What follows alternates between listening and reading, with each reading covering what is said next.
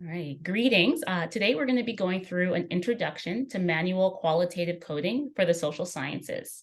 My name is Jes Annan, and I am a research associate and coordinator at the University of Calgary, and I'm also the research and policy coordinator at Black Lives Matter Canada. I encourage anyone watching this who has any questions, comments, or just wants to connect on coding to reach out to me at my email, jcannan@ucalgary.ca. So just a little bit of background information on qualitative coding before we begin. So qualitative data is the backbone of many forms of qualitative research. Types of qualitative data include transcripts from interviews or focus groups. And I should also add like long form responses to surveys. Qualitative coding is a process of systematically organizing data excerpts in order to identify emergent themes and patterns. In this webinar, I provide tips for engaging with your qualitative data through both deductive or a priori and inductive or grounded manual coding.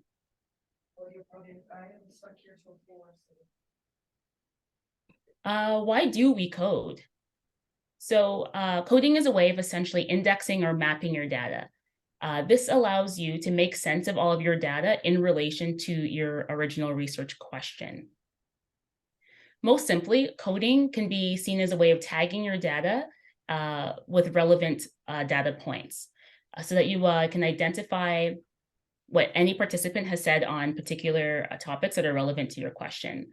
So let's say you're in an interview and you're asking a question and somebody responds to that in one space, but they also kind of make inferences to that question throughout the interview. You're going to want to make sure to code all of those instances in which they respond to that question, and not just the first time where you pose the question. People's responses in focus groups, interviews, or even survey questions can be pretty multifaceted. So you're going to want to be able to map all of that. An overview of today's session, we'll be beginning with deductive and inductive frameworks, followed by research rigor. I'll share a few of my favorite approaches to coding qualitative data and how I use this to craft a code book. We'll then go into a coding activity, and I'm going to end this brief webinar on a discussion of self-reflexivity in the qualitative research before we conclude. So deductive or a priori and inductive or grounded frameworks. So the question I like to ask myself on the onset of creating a research question, which will then inform how I do my coding, is, am I hoping to identify themes or discover themes? So what I mean by this is, do I have a theory that I'm trying to prove or find evidence for or examples of? Then I'm identifying, and I'm doing deductive or a priori. A priori just meaning that there is a framework that exists before you went in, and you're hoping to kind of match your data points with those frameworks. Or am I hoping to kind of go in a more explorative sense, and that I want my themes to emerge without necessarily being tied to a pre-existing framework? If that's the case, then you're going to be conducting inductive or grounded analysis. So whatever frameworks you choose are your choice, but it's good to be transparent and about communicating your justifications. All of this is dependent on your research question, your research design, and your strengths and interests as a researcher.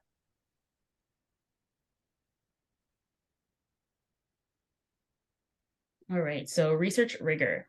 So the goal of rigor in qualitative research can be described as ensuring that the research design, method, and conclusions are explicit, public, and replicable, open to critique, and free of bias. So there's a few aspects of this, but I want to begin by kind of challenging the idea that you can ever do research that's free of bias. As researchers, we come into all spaces with pre-existing thoughts about the world. Some are informed by our own experiences, who we are as people, our interests. So it's very hard to kind of leave that at the door, but the best thing that we can do is acknowledge those. Validity in the qualitative research means the appropriateness of the tools and processes of your data. So as I mentioned on the slide before, choosing whether you're doing deductive or inductive research is going to be partly dependent on your original research question. So you want to make sure it fits. If you're studying in like a novel area where there isn't really much background information, you're probably going to want to do more of an inductive or grounded approach. If your research question is on testing a tried and true theory, perhaps maybe you are doing a study of communes and you want to use Marxist theory, then you would want to use more of a deductive approach where you're trying to match your data points to what's already said in the literature or in theoretical frameworks. In qualitative research, sorry, that's a typo there. Reliability refers to the degree of which your research can be replicated by anyone who's reading it, so that they can replicate your design and get to the same results. So really, there aren't wrong or right answers. It's just about how you map out your processes and how you communicate them. So a few approaches to coding qualitative data towards creating your code book. So it's good to remember that coding is always an iterative process. Very rarely are you going to have a data set and just go into it, maybe spend an afternoon and then create all your codes and then do all your theme analysis. You're going to want to have the chance and the space to comb through your data in multiple passes. And depending on the size of your data set, how long your interviews or your data is, give yourself a lot of time to maybe, spend some time, take a day off, come back. Coding methods that I like to use are open coding, which is looking at your transcript and just taking memos of whatever ideas jump out to you that are being communicated by your participant. So let's say, for example, I like to print out all of my interview transcripts, and I'll read the first page and just be like, oh, okay, like this person seems to be talking a lot about, I don't know, what's a good example? Let's say on the topic of communes, community building. I'll kind of denote anytime that that's mentioned. Maybe they're also talking about, let's say, intersectionality, and I'll code for that. On a later pass, I'll do a line by line, and this is where I'm very, very deliberately reading each line of text and summarizing it to the best of my ability without removing it too far from the original source. And then in vivo, which is a really cool approach that I like to conclude my rounds of coding with. And in vivo refers to just coding using the terminology that is used by your participant. So you're not doing that extra step of analyzing and finding terms that maybe better fit your research question. You're literally taking the terms that they said. So if they said something about farm animals, the code is farm animals instead of livestock or something, for example. There are many other approaches to coding as well, and they can all be used in any combination that you like. Other examples include binary coding. So this is where, for example, there are, let's say, two camps. So someone either falls into camp A or camp B. Maybe you're asking people if you like cake or you like cookies. So you code, they said cake, this person said cookies. There are no cake cookies, it's only one or the other. There's process coding, where you're paying attention to times where people use action words. So maybe an example of this commune project, somebody talked about participating in cooking dinner, right? So you maybe put like participating, cooking, all things that speak to actual processes that they're engaging in or are curious about. And then there's also value coding. So with all coding, you can always come to kind of gain a better understanding of people's values, but with value coding, you're very specifically only paying attention to when people communicate their values to you. So perhaps maybe in this example of people living on communes, you ask them what inspired them, and they say that they are into cooperation. That's a value. They are into non-hierarchical spaces. That's a value as well. Data excerpts can also have multiple codes as well. So I guess what would an example of this be? So maybe perhaps somebody spoke to you about how they enjoy waking up early in the morning to tend to the farm animals on their commune. and getting to know the animals. I don't know, I'm an animal person, so I'm kind of going off on a tangent, but as if they were their pets or something. So maybe you would code for like routine, they do it every morning. Maybe code for love of animals, interaction with animals, and that could all be in this one little sentence. I also like to use color coding. So I'm a big fan of, when I say manual, I mean manual. I'm printing off all my excerpts and I'm going in with a pack of maybe 15 markers, and I'm creating boxes around key excerpts or words. And in the margins, I'm writing what these colors refer to. This can also be done in a processor as well. You can just use, the highlight function and the comments function on Word or whatever is accessible to you. And then moving into subcodes, because as we know, the point of codes is to be able to group them together to create the overarching themes, but things can be broken down even more.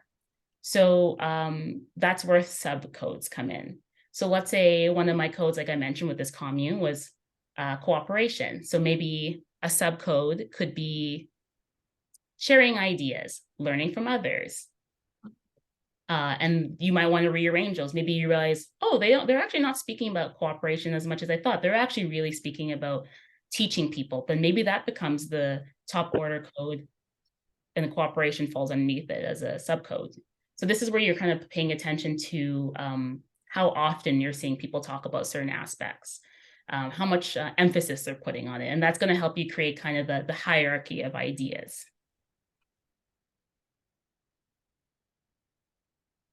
And the point of all this is to create a code book, which is essentially your mapping activity that you'll go back to when you're going to do your final write-up. So in this code book, once you've done all your coding on transcripts, you'll take these ideas and transfer them to a code book. I like to kind of create my code book along the way and then kind of create trees of like where the subcodes are coming out from underneath the codes with memos. An example of a code book is coming up in a few slides too, because it's kind of hard to visualize all these things, I know.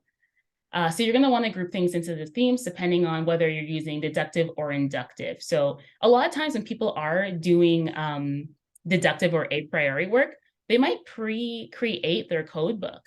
So like I said, maybe they are looking at communes and they're using Marxist theory. So you'll pull things directly from Marxist theory, maybe about like owning the means of production as one theme, and then anything that's said about that falls under that code. Or if you're using an inductive grounding, you'll do what I mentioned earlier, where you're just kind of paying attention to where participants put emphasis and creating your themes that way. And like I said, overlap is always okay. You don't want to overcode to the point where you can't really make sense of your data because there's just too much going on. But understand that overlap is okay. Like I said, one excerpt can have more than one code or theme, and things will be linked. This is useful when you go to analyze later and you can understand how things kind of relate to each other. How do you know how many codes and how many themes you should have? So this is another exercise of, I guess, just kind of understanding when you're starting to see repetition. So you've gone in, you've done a bunch of passes of coding, and you're noticing, okay, I haven't added any new subcodes or codes or themes in a while. At that point, you've probably hit saturation if you're only seeing the same things over and over again. And like I said, always remember to take breaks. You don't want to like burn yourself out by trying to kind of craft these master narratives all in one evening. It's something you're going to want to like let yourself digest and come back to.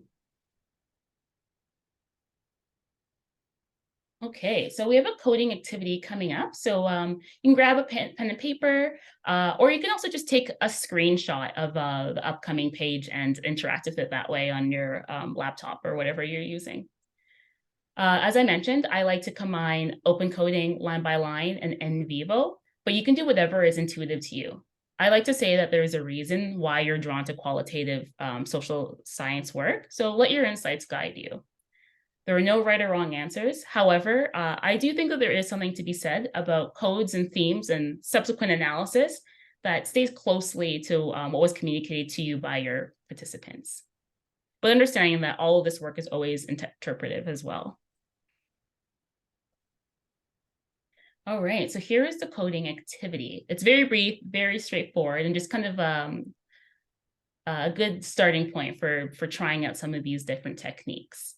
So in this interview, I asked the participants about their transition into veganism. I went into this with no pre-existing frameworks or a priori frameworks. So I wanted to come at this in a more of inductive, grounded approach where I wanted to let themes emerge to me. Okay, so I just want to give a moment just in case anyone wants a screenshot or pause before I'll do a bit of an exercise where I show how I might attack this transcript. Okay, so as I can see here, there are 4 questions with very brief responses. So if I were to do open coding, I would very quickly kind of glance at what are the overarching ideas. So the interviewer asks, can you describe your diet before you took up veganism? Participant 1 responds, I was a vegetarian for 6 years, but I wasn't paying as much attention to what I ate. Rarely cooked at home. I worked late every night, so falafel or pizza was my late night supper. A lot of Indian takeout and sushi once a week. So if I were to open code this, what would stand out to me was that food and diet wasn't really much of the focal point for this person. They were a vegetarian, but with that vegetarian diet, they had a lot of flexibility. So not a lot of thought had to be put into what they were going to have for dinner at night. So I might go in and highlight, I wasn't paying much attention to what I ate as my first kind of open coding activity. Put yellow. And then I might go, rarely cooked at home. In the sidelines, I might write something like, let's say, code 1, not paying much attention. And then I might want to go code 2. I don't know why I did a numeral and then wrote out 2, but that's okay.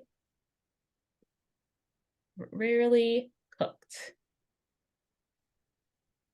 Because these transcripts are so straightforward, my open coding pretty much ended up being my in vivo as well, where I took out terms that the participant actually used as well. So at the second question, the interviewer asked, did anything or any experience inspire you to go vegan? Oh.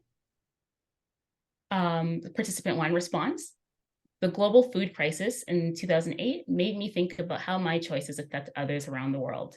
I wanted to remove myself from the problem as much as I could, not support the agricultural industry. So in this instance, I might say, what's sticking out to me here is,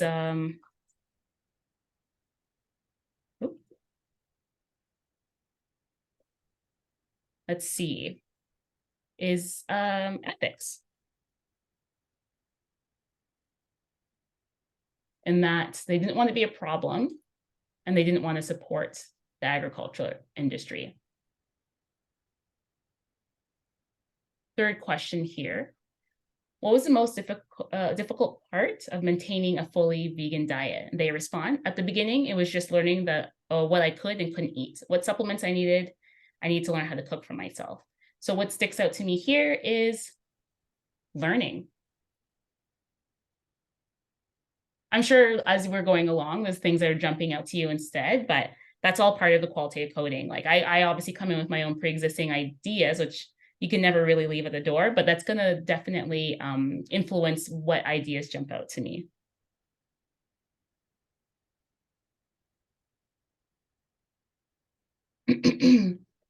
For this question, interviewer asks, what has been the most rewarding part of being a vegan? Participant responds, knowing that what I'm doing is making a difference in the world, but it's not something that requires work or effort, just simple choices. So here I would put code 5. What's jumping out to me is also ethics, once again, making a difference. I would go in through a few more passes as well. So let's say I went and did my line by line. Luckily, all of these responses are only a line. So let's say in this pass where he talks about being a vegetarian and not paying much attention to what he ate before and eating late at night, I might put, for example, degrees of difficulty in different diets. Oops. Oh, my Lord. We'll just call this code 6. You don't have to number them, but I just kind of want to keep track as we go along.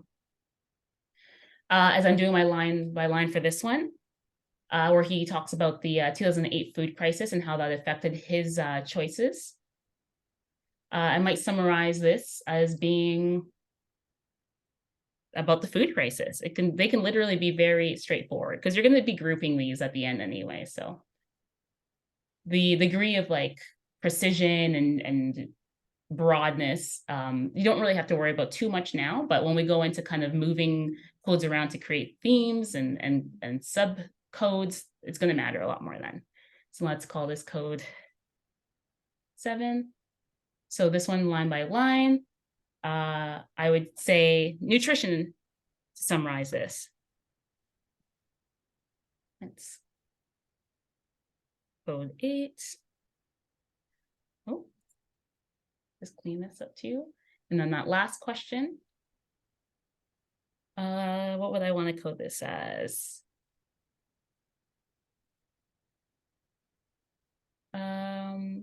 Difference making. The final column, as you can see, things will start to get a little bit more repetitive, but that's kind of what you want to see. It means that you're kind of staying very immersed in the data and you're going to get close to hitting saturation. So for my in vivo, which is my favorite part, literally just taking the terms that they've said. So I might want to pick up that he talks about veganism or vegetarianism, I want to say. Vegetarian. I might want to say working late. Takeout. For this in vivo, taking the terms that he's used, I might want to say thinking about my choices. Or affecting others.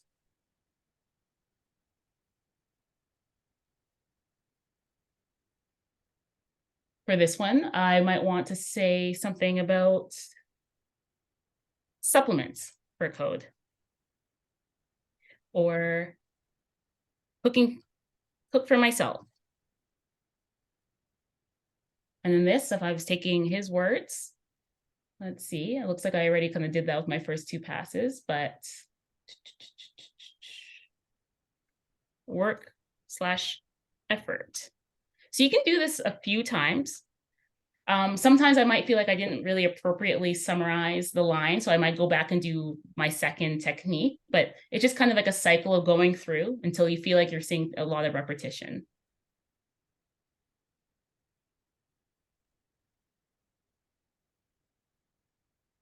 And then this is what my code book might look like. So my general theme would be choosing veganism. And I like to always have a description. So experiences and reasonings that relate to choosing veganism. An example quote being that he wanted to know that he's making a difference in the world and that's not something that requires a lot of work or effort, it's just simple choices. So within that overarching theme, I identified as one code challenges. So I describe this as barriers and problems to resolve in terms of transitioning to a new diet. And then within that code, I picked up things like nutrition or cooking. One such quote being, at the beginning, it was about learning what he couldn't or couldn't eat and what supplements needed. Another code that jumped out to me was ethics, so decisions based on ethical considerations. So I pulled the quote about how the food crisis of 2008 inspired him to make the shift. And as part of ethics, he was acknowledging how food systems affect everyone globally. So that ended up being one of my subcodes as well. But perhaps if I were to keep on reading, going through this interview, maybe he talked about food systems a lot more. And that would be the top order code. And then within that would be ethics and maybe agriculture and all that other stuff as well. So it really just depends on what's being emphasized by your participant and your regional research question. But in this instance, because I went into it with an kind of more of a grounded emergent technique, all I wanted to know is what this person had to say about what influenced them to shift their diet. So the question was, what factors inspire people to shift their dietary options? So if you recall, near the beginning of this webinar, I mentioned that a part of research rigor is reducing bias. And I take a little issue with that because, like I said, we can never be free from bias, but what we can do is reflect on ourselves.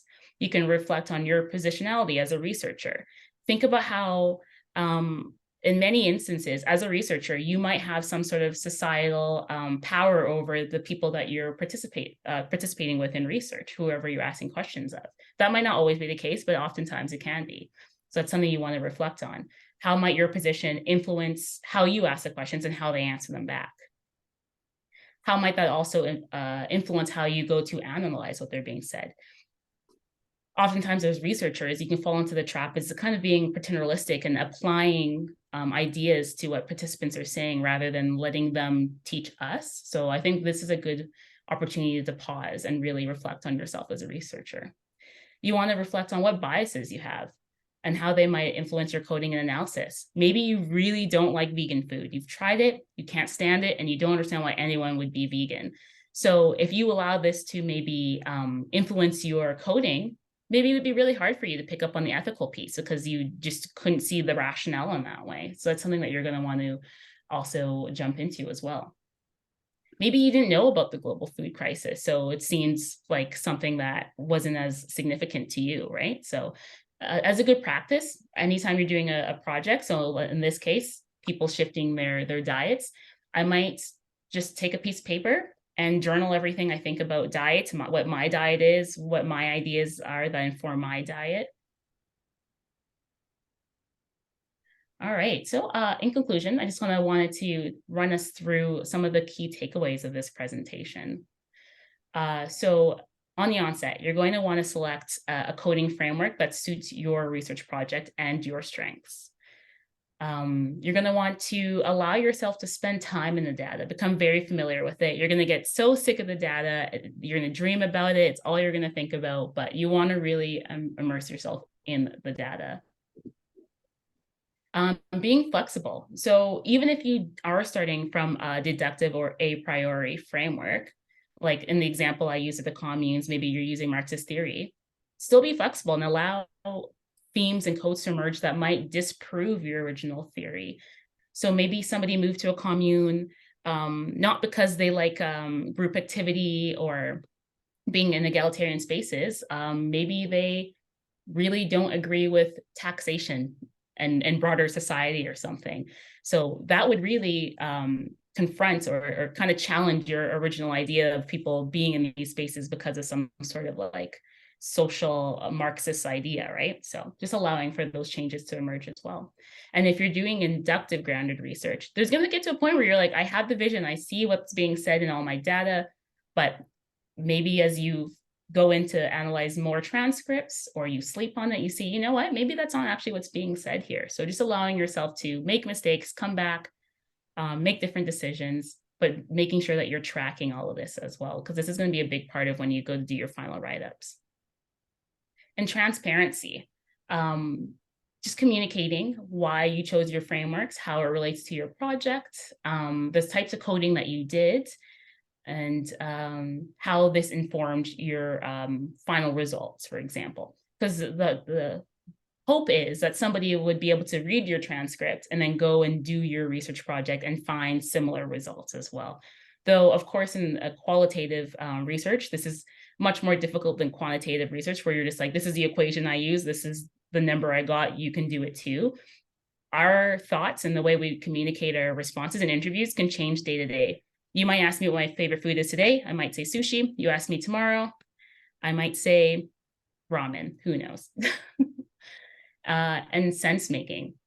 So even though there is rigor And there are systematic approaches to doing qualitative analysis. A lot of it is interpretive, and it's a part of how you make sense of the world. So this is going to tie in with your self-reflexivity, your pre-existing concepts and biases, and how you engage with your participants as well. All right. So that concludes our webinar. Like I mentioned at the beginning, please feel free, so many typos here. Feel free to contact me with any questions. Email inbox always open. jcannan@ucalgary.ca. And thank you for taking the time out to do this webinar.